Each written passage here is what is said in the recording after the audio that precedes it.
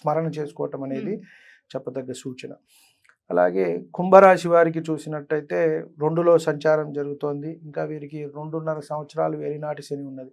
కాబట్టి 2027 వరకు వీరికి ఏలినాటి శని ఉంటుంది. అయినప్పటికీ కొంత వీరు ఊరట అనేది పొందుతారు. జన్మం నుంచి ద్వితీయంలోకి వెళ్ళటంలో అక్కడ వచ్చే ఇబ్బందులు అక్కడ ఉంటాయి. ఇక్కడంటే మనకి మానసికంగా ఇవన్నీ వస్తాయి. ద్వితీయం అనేటప్పటికీ సంతానము, కుటుంబము, ధనపరంగా కొంత ఇబ్బందులు వచ్చినప్పటికీ కొంత పర్వాలేదు. వీరికి గురుబలం కూడా వస్తుంది కాబట్టి రేపు పంచమంలోకి మిథున రాశిలోకి వెళ్తారు కాబట్టి అక్కడ వీరికి కొంత అన్నింటా కూడా జయం అనే చెప్పొచ్చు. వాహనాలు అనేవి కొనుక్కుంటారు, ఇళ్ళు అనేవి కొనుక్కుంటారు, వివాహ ప్రయత్నాలు అనేవి అవుతాయి, విదేశాలకు వెళ్ళాలనుకునే వారు వెళతారు. చిన్నపాటి ఆరోగ్య సమస్యలు అనేవి వీరికి వస్తాయి, వచ్చినా కూడా సర్దుకుపోతాయి. అన్నింటా కూడా లాభము, జయం అనేది వీరికి కనబడుతుంది. కాబట్టి సామాన్యంగా నవగ్రహ స్తోత్ర పారాయణం చేసుకున్నట్టయితే వీరికి సరిపోతుంది అని మనం చెప్పవచ్చు. ఇప్పుడు మనం చిట్ట చివరిది అయిన